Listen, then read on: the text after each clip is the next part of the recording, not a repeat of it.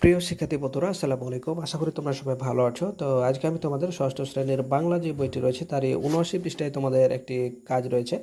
তো দেখতে পাচ্ছ যে এখানে বেশ কিছু প্রশ্ন দেওয়া হয়েছে যে এই রচনাটি কোন বিষয় নিয়ে লেখা। এরপর আমরা দেখতে পাচ্ছি লেখাটির মধ্যে কি কি বিশ্লেষণ আছে। এরপর আমরা দেখতে পাচ্ছি বিবরণমূলক লেখার সাথে লেখাটির কি কি অমিল আছে। এরপর আমরা দেখতে পাচ্ছি যে তথ্যমূলক লেখার সাথে লেখাটির কি কি অমিল আছে। এরপর আমরা লাস্ট যে প্রশ্নটি সেটি দেখতে পাচ্ছি, এই লেখা থেকে নতুন কি কি জানতে পারলে।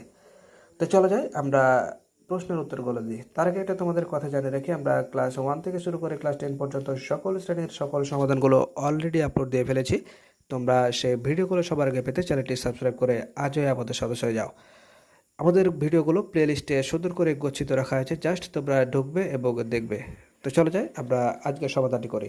শিক্ষার্থী দেখতে পাচ্ছ যে তোমাদের প্রশ্নের উত্তরগুলো সুন্দর করে দেওয়া হয়েছে যে এই রচনাটি কোন বিষয় নিয়ে লেখা। উত্তরে আমরা দেখতে পাচ্ছি রচনাটি কীটনাশকের সুফল ও কুফল নিয়ে লেখা। এরপর আমরা খ নম্বরে দেখতে পাচ্ছি যে লেখাটির মধ্যে কি কি বিশ্লেষণ আছে।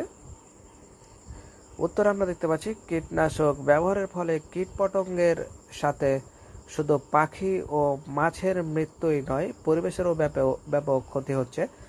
লেখাটির মধ্যে এই বিশ্লেষণগুলো রয়েছে। গ নম্বর আমরা দেখতে পাচ্ছি বিবরণমূলক লেখার সাথে এই লেখাটির কি কি অমিল রয়েছে। উত্তরে আমরা দেখতে পাচ্ছি বিবরণমূলক লেখার সঙ্গে এই লেখার তথ্যগত মিল রয়েছে। পার্থক্য রয়েছে বিশ্লেষণের ক্ষেত্রে। এখানে বর্ণনার পাশাপাশি বিষয়ের বিশ্লেষণধর্মিতা প্রাধান্য পেয়েছে। ঘ নম্বর আমরা দেখতে পাচ্ছি তথ্যমূলক লেখার সাথে এই লেখাটির কি কি আমল আছে।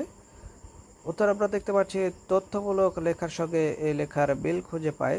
তথ্য ও বিষয়ের বর্ণনায় পার্থক্য হচ্ছে তথ্যমূলক রচনার বিশ্লেষণ কম থাকে আর এই লেখায় বেশি থাকে। এরপর আমরা লাস্টের যে প্রশ্নটি রয়েছে সেটি দেখতে পাচ্ছি যে এই লেখা থেকে নতুন কি কি জানতে পারলে।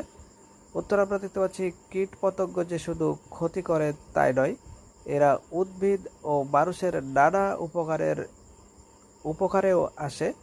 আবার ঢালাওভাবে কীটনাশকের ব্যবহারে পরিবেশ ও জীবনের ভারসাম্য নষ্টও হতে পারে। লক্ষণীয় বিষয় হচ্ছে ক্ষতিকর রাসায়নিক কীটনাশকের ব্যবহারের পরিবর্তে অন্যভাবে কীটপতঙ্গ নিধন করা সম্ভব। তো প্রিয় শিক্ষার্থী, এই ছিল আজকের মতো। দেখা হবে পরবর্তীতে নতুন কোনো গুরুত্বপূর্ণ ভিডিওতে। সে পর্যন্ত ভালো থেকো। আল্লাহ হাফেজ।